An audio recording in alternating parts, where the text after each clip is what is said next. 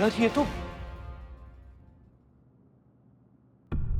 यहां छेद किया गया था और जो तीर रुक्मिणी ने चलाया था ना, वो डायरेक्ट इस छेद के बाहर गया। और उसके बाद उस हमलावर ने बड़ी चालाकी से सबकी नजरों से बचकर इस होल को बंद कर दिया। और उस चले हुए तीर का राज हमेशा हमेशा के लिए सीमेंट के अंदर दबके रह गया। दीवान जी। जी सर। ये टारगेट बोर्ड बनाने वाला यहाँ का कॉन्ट्रैक्टर और वर्कर्स, सबसे मेरी बात करवा, क्योंकि उनकी जानकारी के बिना यहाँ ऐसा कुछ नहीं हो सकता। जी सर। अरे क्या हुआ? सर आज का दिन भी गया, कल सिलेक्शन का लास्ट डे है और अगर कल भी असली हमलावर पकड़ा नहीं जाता है तो मेरा पूरा करियर बर्बाद हो जाएगा सर। तुम ओलंपिक जरूर जाओगी। कम से कम इस केस की वजह से तुम्हें तुम्हारा सपना पूरा करने से कोई नहीं रोक पाएगा। That's my promise. संतु और कितना समय है? आ रही हूँ। जल्दी आओ, कब से मैडम सर तुम्हारा इंतजार कर रही है। आओ। आ गई। हाँ? मैडम सर, ये इलेक्ट्रिक रूम से पाए गए सारे फिंगरप्रिंट्स के रिजल्ट हैं और सरप्राइजिंगली वहाँ मौजूद लोगों में से किसी से मैच नहीं हुआ है। क्या? मैडम सर, करिश्मा मैडम ने जहां तक दिखाया था उसके पहले का सारा सीसीटीवी फुटेज है। लगाओ। एकदम जान पर खेल कर निकाले हैं मैडम सर। हाँ। जीते।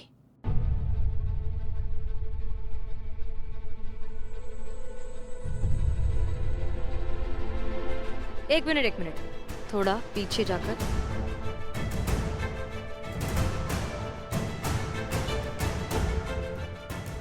और ये वीडियो जूम किया, अब ध्यान से देखो।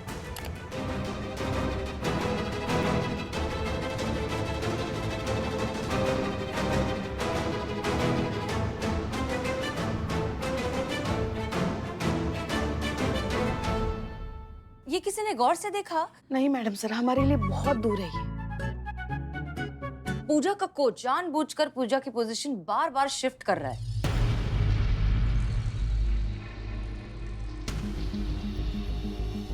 जी मैडम सर, वो भी देखे ना थोड़ा थोड़ा करके। हाँ, जैसे कि परफेक्ट पोजीशन के लिए फोन पर इंस्ट्रक्शंस दे रहा हूँ। आपके कहने का मतलब है कि जो हमलावर है वो फोन पर है और कोच को बता रहा है कि पूजा को कब कहाँ कैसे खड़ा होना है? नहीं हो सकता। इस फानी दुनिया में मैडम सर कुछ भी हो सकता है। तो बस फिर हमें हमारा प्राइम सस्पेक्ट मिल गया है। Prime suspect? मैडम सर यही गुनहगार है। साफ साफ दिखाई दे रहा है जानबूझकर पूजा को वहीं खड़ा कर रहा है ताकि तीर जो है सटीक जाके उसको लगे। मतलब केस सॉल्व कर दिया हमने। एक और केस सॉल्व हो गया। दुश्मन खेमे को नहीं बताना है कि हमने केस सॉल्व कर लिया है। आराम से। डीएसपी सर को अब हम बहुत जल्द ही साबित कर देंगे कि यहाँ महिला थाना ही होना चाहिए। सारी डिटेल्स लेके रखिएगा दीवान जी। हाँ जी सर। अब ये क्या हसीना मलिक, क्या चाहती हैं आप? मतलब इतना कुछ हो गया उसके बाद भी तसल्ली नहीं हुई आपको? क्या मेरी इतनी पर्सनल वीडियो वायरल करके और उस वो मंत्री के टंटे का बदला लेने के बाद भी आपको तसल्ली नहीं हुई जो इतनी हल्की हरकतों पे उतर आई हैं आप, हाथापाई पे उतर आई हैं? देखिए प्लीज आप बकवास करना बंद कीजिए। वो जो वीडियो लीक हुआ है वो गलती की वजह से हुआ है, वो हमने किया भी नहीं।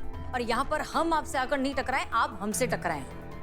सॉरी मैडम, इस बार सबने देखा है। देखिए आप ही का आदमी कह रहा है यही कि आपने जानबूझकर हमारे सर को धक्का मारा। हाँ, औरतें ऐसी हरकतें अक्सर करती है जिनसे खुंदक खाती है ना, उन्हें कुछ ना कुछ तो मारती है, जैसे बेलन, ताना या धक्का। वाह वाह, मतलब बात कहीं से भी शुरू हो, बीच में अपनी औरत मर्द वाली मानसिकता जरूर घुसाइए आप। अरे घुसी तो हसीना मैडम है, जबरदस्ती, वो भी सामने से। और हम का औरत मर्द की मानसिकता को घुसा रहे हैं? ये बवाल तो आप लोगों ने खड़ा किया है। नारी अत्याचार, नारी अधिकार, उनकी दुहाई दे दे के मर्द जात का जीना मुश्किल कर दिया आप लोगों ने। अरे जीना तो हमारा मुश्किल हो गया है जब से आप इस थाने में आए हैं। हाँ, तो इस बार भी हमेशा की तरह प्रूव कर देंगे कि गलती औरत की है। अब की बार आप साबित कर ही दीजिए, दिखाइए। हाँ तो करेंगे ना। कीजिए। एक सेकंड मैडम प्लीज, आप जैसे आई थी वैसे ही आइए, और सर जैसे आप बाहर जा रहे थे वैसे जाइए। क्या दीवान जी? प्लीज, इज्जत का सवाल है, प्रूव तो करना पड़ेगा। देखिए दीवाना जी। दीवान जी। हाँ, दीवान जी, हमारा पर्सनल लेवल पर ऐसे रिक्वेस्ट है कि हम लोग क्या करते हैं ना कि पूरा घटना का ना एकदम ऐसे नाटकीय रूपांतर करते हैं। तो आप बन जाइए अमर सर और मैडम सर बन जाती है पुष्पा जी। नहीं। अरे इनसे नहीं होगा। करेंगे। तो चलिए शुरू हो जाइए। इनका पर्सनल पूजा है, अभिनय बरसाने से पहले करती हैं। चलिए चलिए, हाँ शुरू करते हैं। 1 2 3।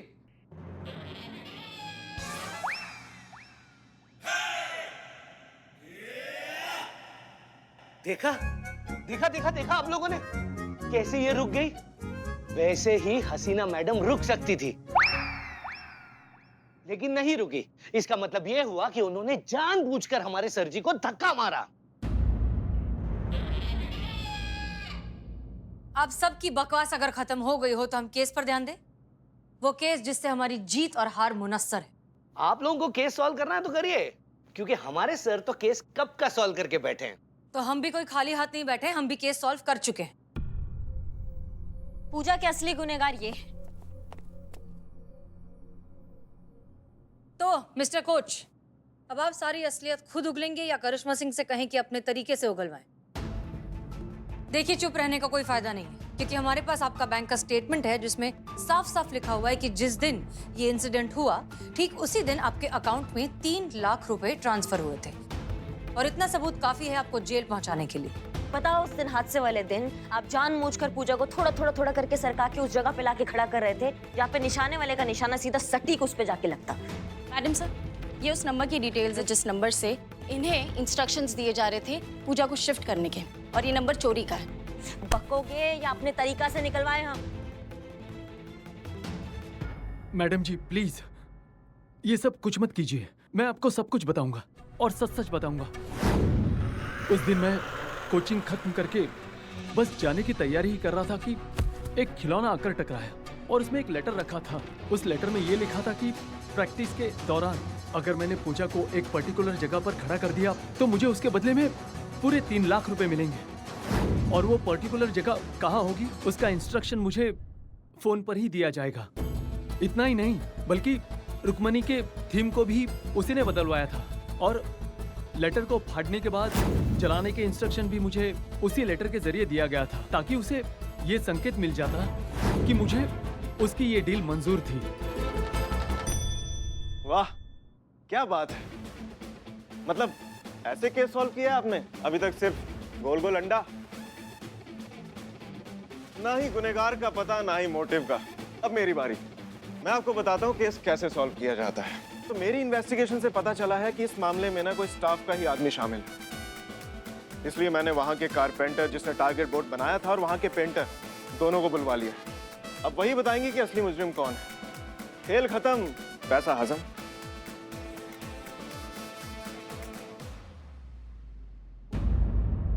तो बताइए ना दीवान जी, वो पेंटर और कारपेंटर से क्या बातचीत हुई? सर हुई तो है, पर क्या? Same same. क्या शेम शेम? शेम शेम नहीं सर, सेम सेम। मतलब जो उनके साथ हुआ वही उन दोनों के साथ भी हुआ।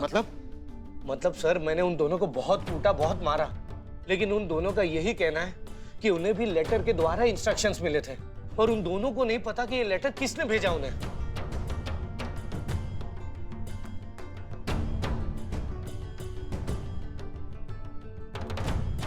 दीवान जी मतलब क्या है इस बात का?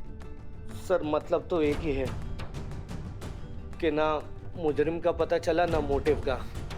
यहाँ भी गोल गोल अंडा ही है सर।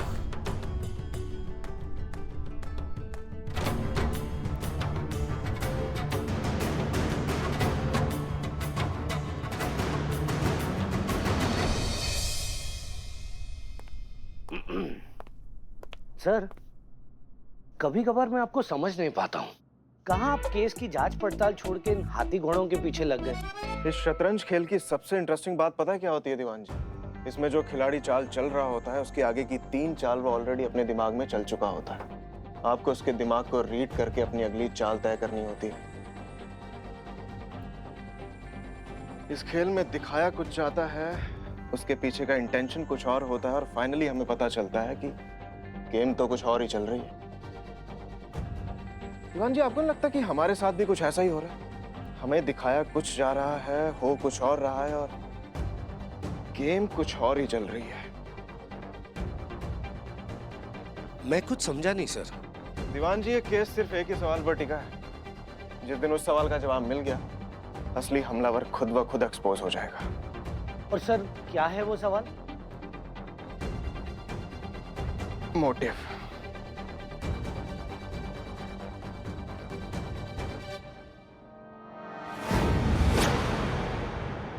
तो कहानी कुछ ऐसी है कि रुक्मणी एक बहुत ही गरीब परिवार से है, जिसका कोई सपोर्ट सिस्टम नहीं है, और उसने जो कुछ भी किया है वो अपने दम पर किया है।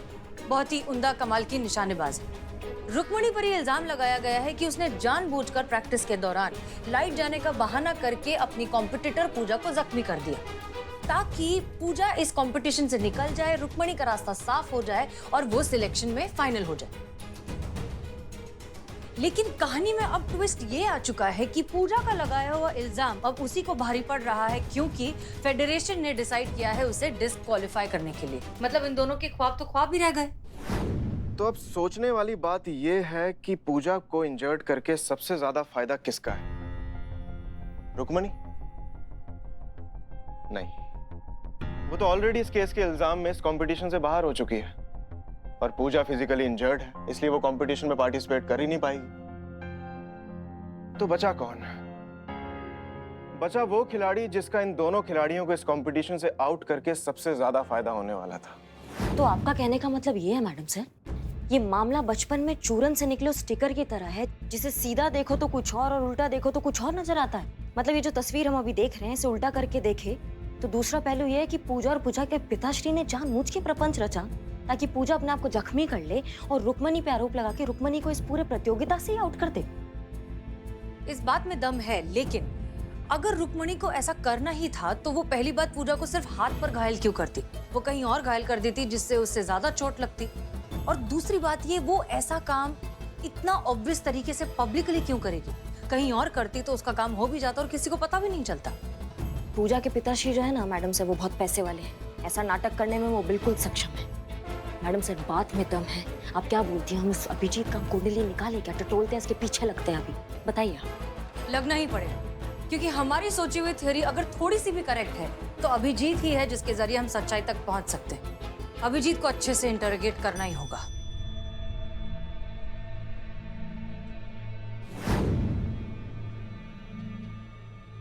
मैंने पता कर लिया है सर, इस कंपटीशन में कुल मिला के 3 लड़कियां सिलेक्ट हुई। पहली और दूसरी तो पूजा और रुक्मणी है सर, तीसरी लड़की का नाम है रीमा। तो चलिए दीवान जी, मिलते हैं इस रीमा से। Yes sir.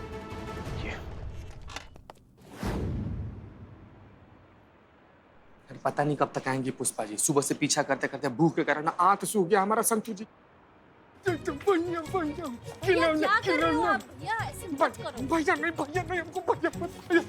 प्लीज मैडम यहाँ पे हल्ला मत कीजिए, आगे जाइए। भैया उठो भैया, चलो भैया। भैया हेलो मैडम सर, आप कहाँ हो? कब तक पहुँचेंगे यहाँ पे? आपने जैसे कहा था हम अभिजीत का पीछा कर रहे हैं UFD बैंक में, आप जल्दी से यहाँ पर आ जाइए। ठीक है, तुम लोग नजर रखो, हम बस पहुंच ही रहे हैं।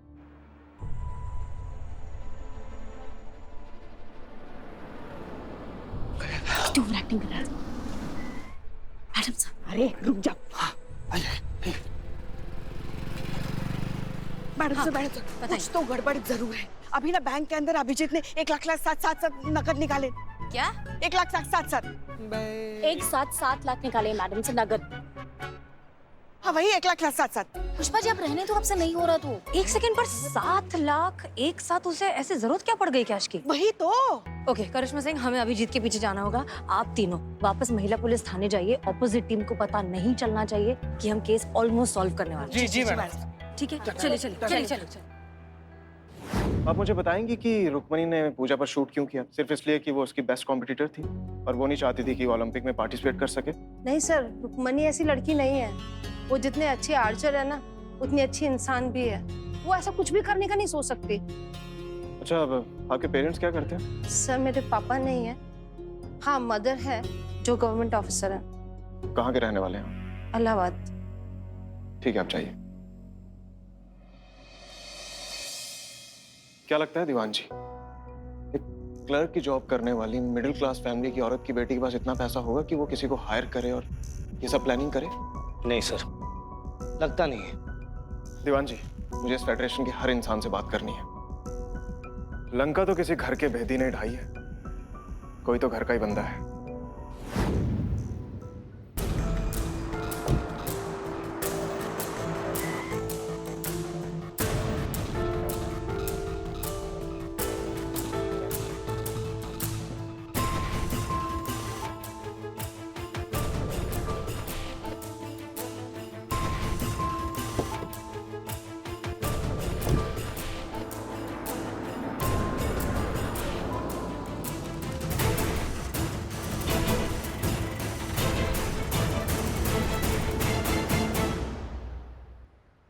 क्या भैया, ईमानदारी का रोटी छोड़ के बेईमानी का बोटी खा रहे हो? शर्म नहीं आता तुमको? हाँ, वो क्या इंसान तुमको कितना पैसा देके गया बताओगे हमको? वरना जिंदगी भर जेल में सड़ाएंगे धोखाधड़ी के केस में। नहीं नहीं नहीं नहीं मैडम, वो अपने साहब है ना, अभिजीत साहब, वो चेयरमैन साहब से मिलना चाहते थे। क्यों मिलना चाहते थे? वो 7 लाख रुपए देने के लिए। किस बात के 7 लाख? अभिजीत साहब की लड़की फाइनल राउंड में है ना, और चेयरमैन साहब फाइनल राउंड के हेड हैं, तो आप समझ सकती हैं कि 7 लाख रुपए किस लिए। मुझे तो बस अभिजीत साहब का ये ऑफर चेयरमैन साहब तक पहुंचाना था और दोनों की मीटिंग कराना था। इसके लिए कुछ पैसे अभिजीत साहब ने मुझे दे दिए। ठीक है, जैसा चल रहा है वैसा चलने दो, और किसी को पता नहीं चलना चाहिए कि हम ये बात जानते हैं। अच्छा सुनो, अब तुम्हें क्या करना है वो सुनो सबसे पहले।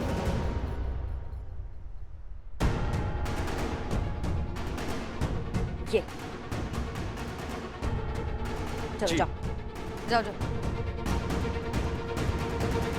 करिश्मा सिंह जी। इससे एक बात का तो पता चली गया है कि अभिजीत अपनी बेटी का सिलेक्शन करवाने के लिए किसी भी हद तक गुजर सकता है, कुछ भी कर सकता है।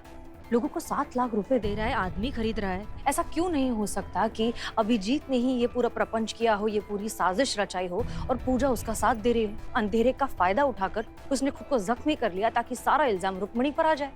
हो सकता है ये हो, पर ये भी एक संभावना ही है मैडम सर। जब तक सच का पता नहीं चलता तब तक हम कुछ नहीं कह सकते। तो चलिए फिर सच का पता लगाते हैं। चलिए। दीवान जी, आपके हिसाब से घटना वाले दिन वहाँ 39 लोग मौजूद थे। 6 players, 1 coach, 1 electrician, 2 worker, chairman और बाकी प्लेयर्स के पेरेंट्स, जिसमें अभिजीत भी एक था। जी सर। सर एक कॉल आ रहा है। हेलो। अच्छा, ओके ओके। सर अभी अभी बने खबरी नेटवर्क से पता लगा है कि हसीना मैडम भी अभिजीत के पीछे है, और अभिजीत ने बैंक से 7 लाख रुपए निकलवाए और चेयरमैन से मिलने की फिराक में है। सर यहाँ तक के चेयरमैन के गार्ड्स को भी रिश्वत खिलाई गई है। शाम 5 बजे का जुगाड़ हुआ है चेयरमैन से मिलने का। अलर्ट अलार्म दीवान जी, ये हमारे कॉम्पिटिटर तो कुछ ज्यादा स्पीड में है। हमें भी स्पीड बढ़ानी पड़ेगी, नहीं तो हमसे पहले ये केस सॉल्व कर लेंगे। जी सर। दीवान जी, क्या बताया आपने, ये कब मिलने वाले हैं ये अभिजीत और चेयरमैन? 5 बजे सर। 5 बजे। मैडम जी, आपने जो माइक दिया था उसे मैंने चेयरमैन साहब के ऑफिस में लगा दिया है। Okay, very good. Meeting fix हो गई? हाँ मैडम। ठीक, गुड। देखिए चेयरमैन साहब, पुलिस इस मामले की इन्वेस्टिगेशन कर रही है, और जब तक असली गुनहगार का पता नहीं चल जाता आप रुक्मणी को डिस्क्वालीफाइड नहीं कर सकते। ये कानूनन गलत है। बेचारी का पूरा करियर बर्बाद हो जाएगा। तो उसे पूजा पे हमला करने से पहले सोचना चाहिए था। हमारे फेडरेशन के भी कुछ नियम और कायदे हैं, उसी का पालन हो रहा है। जब तक पुलिस उसे कानूनन क्लीन चिट नहीं दे देती तब तक उसके अभ्यास पे अंकुश रहेगा। अजीब आदमी है आप। हमें जरूरत है आज रुक्मणी जैसे टैलेंट की, जो विश्व स्तर पर हमारे देश का नाम लेकर जाए, पूरे वर्ल्ड में हमारे देश का नाम रोशन करे। और आप है कि अपने घटिया रूल्स एंड रेगुलेशन से चिपके बैठे हैं। आप जैसे लोगों की वजह से हम मेडल नहीं ला पाते, क्योंकि रुक्मणी जैसे टैलेंट यही आपके इन्हीं रूल्स एंड रेगुलेशन के चक्कर में फंसकर दम तोड़ देते हैं। आपको 15 दिन का वक्त देना चाहिए था, ताकि पुलिस की इन्वेस्टिगेशन भी अच्छे से हो सके और रुक्मणी जैसे टैलेंटेड प्लेयर का करियर भी बर्बाद ना हो सके। 15 दिन का वक्त मांग रहा है इन्वेस्टिगेशन के लिए? कोई लीड नहीं मिला होगा ना मैडम सर, इसलिए।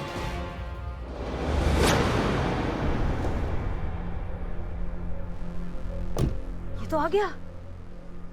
चेयरमैन साहब से मिलना है, फ्री हुए हो? नहीं, चेयरमैन साहब तो अभी भी मीटिंग में बिजी हैं। आपको थोड़ा वेट करना पड़ेगा। ठीक है, मैं गाड़ी में। जी। देखिए, आप मुझसे इस तरह से बात नहीं कर सकते। मैं इंसान की हैसियत नहीं उसकी वाइब देखकर बात करता हूँ mister chairman. And sorry to say, आपकी वाइब ना बहुत ही नेगेटिव और विलनिश है। कहने का क्या मतलब है? मैं विलन हूँ? मतलब फेडरेशन के सारे रूल्स फॉलो किए तो मैं विलन हो गया? यही तो हमारी ट्रेजेडी है सर। जिस इंसान को जिस फील्ड की नॉलेज नहीं है उसे वहाँ की सबसे बड़ी पोस्ट पर बिठाया हुआ है। एंड आई एम श्योर आपने खुद तो लाइफ में कभी तीर कमान को उठा के देखा तक नहीं होगा, और जज कर रहे हैं उस टैलेंटेड प्लेयर का करियर।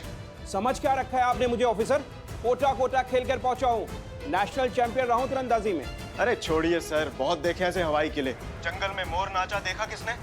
आपने बोला और मैंने मान लिया। अरे अपने दावे पर इतना यकीन है ना तो उतरिए मैदान में, प्रूव करिए कि कितने बड़े तीरंदाज हैं आप। एक बात बोलूं आपको, अरे आपसे अच्छी तीरंदाजी तो मेरे जैसा नौसिखिया भी कर लेगा। है हिम्मत, उतरिए मैदान में, खुला चैलेंज।